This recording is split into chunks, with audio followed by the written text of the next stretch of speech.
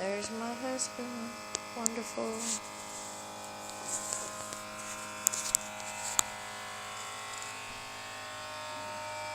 Taking blood pressure again.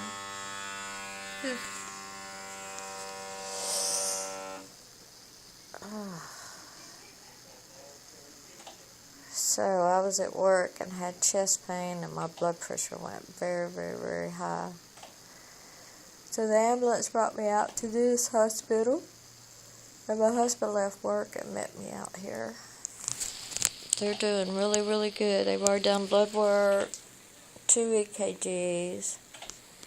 She said something was a little elevated, so he probably wanted to do what did he say, a CAT scan? A CAT scan to check for blood clot.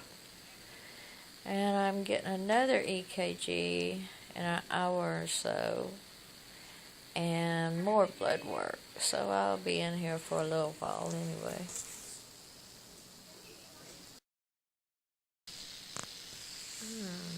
Hey everybody. But anyway, the doctor was really, really nice. They've already took 2 EKGs, blood work. They're going to come back and do another EKG and blood work.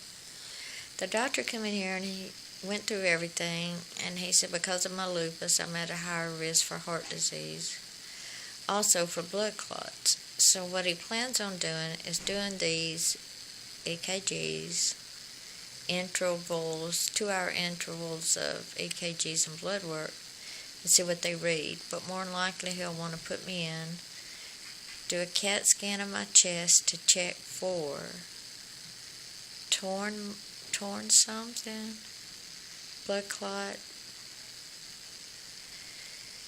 and my heart. He said he could look for all 3 at one time. So the nurse just came in and did my other EKG and said my blood work was back. So she looked at it and said my Dalmer, something that starts with a D, that it was a little elevated, and that usually means a blood clot. So I'm just laying here chilling out. Ray went to get him something to eat, because it looks like we're going to be here a while. And in about an hour, they're going to do blood work and another one. And so, then we'll see. I'll talk to y'all later. Bye.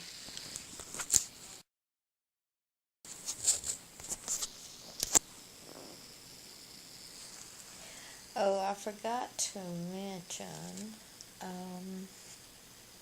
what I forget? Oh, they gave me nitroglycerin, and unfortunately it did ease some of the pain. I mean, I haven't been under the pain that I was at 7 this morning when it hit me. It's just been pressure.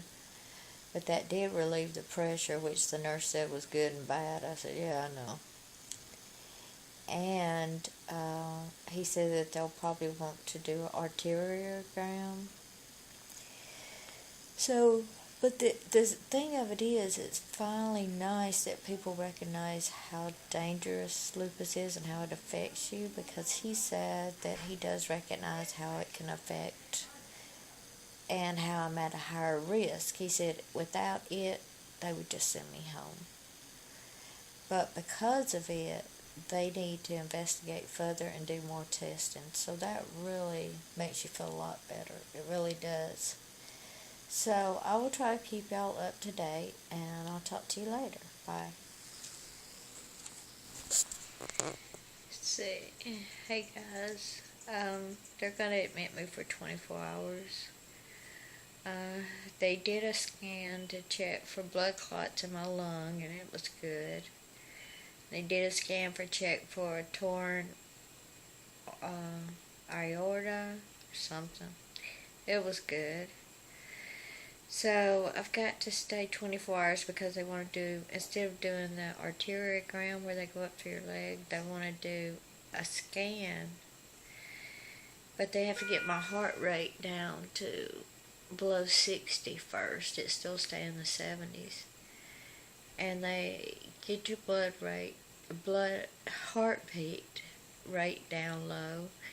And then when it's in a relaxed mode, then they do that scan. He said it takes about 10 seconds. It's just getting it to that point before you do. So all I've been doing is laying here sleeping, and with lupus, who knows? You're always tired and want to sleep anyway. So maybe that's good news, but I got to. Ray just stepped out for a few minutes, and so I'm going back to sleep. Of course, I will see y'all later. Bye. There's my honey. It is about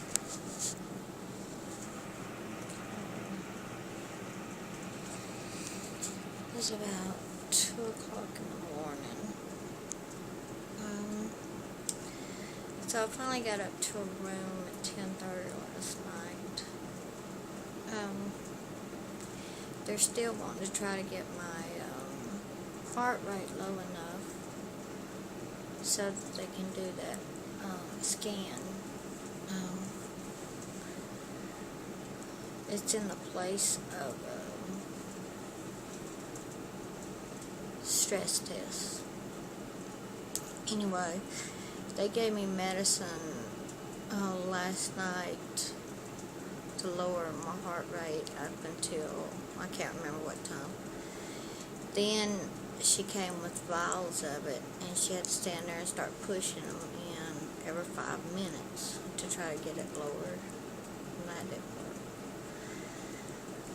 So then we got moved into here and settled down, and now my nurse came in about an hour ago and gave me an injection in my belly, and I was asleep, so I remember he did it, but I don't remember why. I think they're fixing to start back on trying to get my heart rate lowered. It's got to go below 60 to have that test. So anyway, we're still here just hanging out. I've gotten tons of sleep. I've gotten more sleep than I have in forever. That's for sure.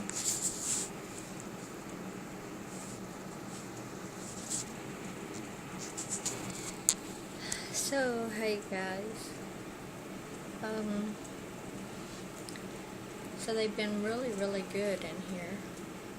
My husband met me up here. The ambulance brought me and he met me.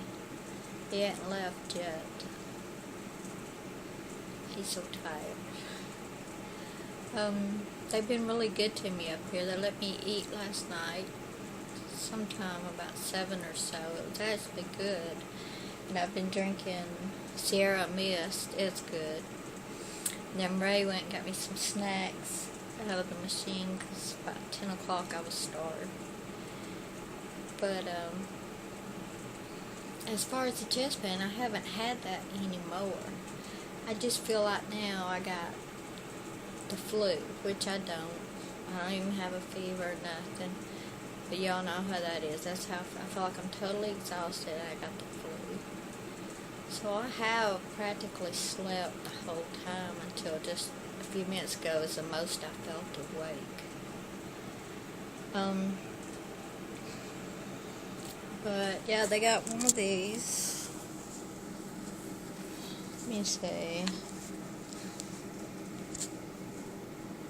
Without taking it out. Yeah, where I'm hooked up to the wires. Got one of those in my pocket. Oh, but anyway.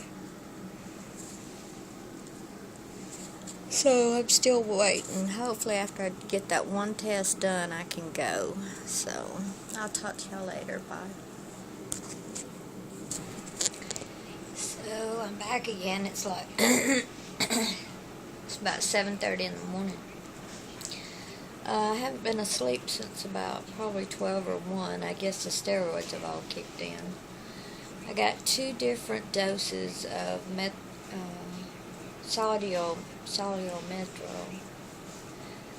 125 each at 2 different times. Got 2 different times of Benadryl, and all of that was to help so I wouldn't have a reaction to any of the medicines they gave me. So I think I'm just right now totally wiped out on the prednisone. Sorry, I can't think. But I haven't been back to sleep since about 1 this morning. They stopped my drinking and my eating. The heart doctor came in about 6, and he said that they never could get my heartbeat down below 60. They gave me medicine like every 6 minutes last night. They never could get it to fall down below the 70s. So I'm doing a stress test today, just a regular nuclear stress test. So I don't know where I'm at. I'm looking through the back of this camera. But anyway, so I'm waiting on them to take me for that, and hopefully I'll get to go home. So that's about it for now. Bye. Hey everybody, we are getting to go home. It is, what is it?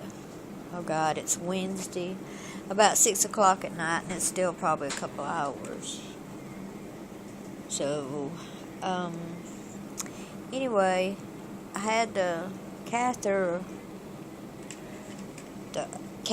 run to check for blockages, and this one, doctor did it in my hand instead of in my leg, which is better because I'm not having to lay flat on my back for hours and not bending.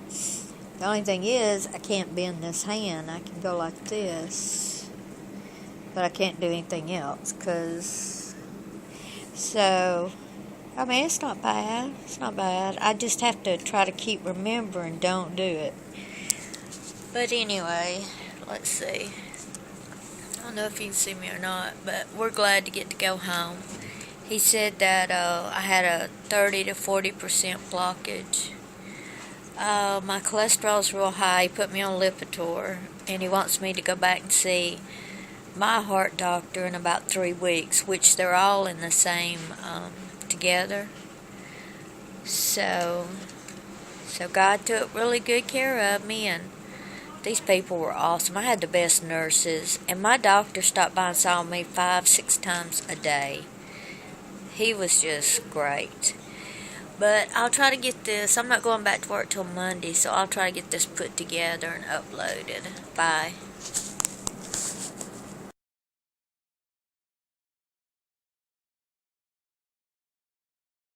Hey guys, today is Saturday about 7 o'clock in the morning, and I was trying to piece together all my little clips from when I was in the hospital.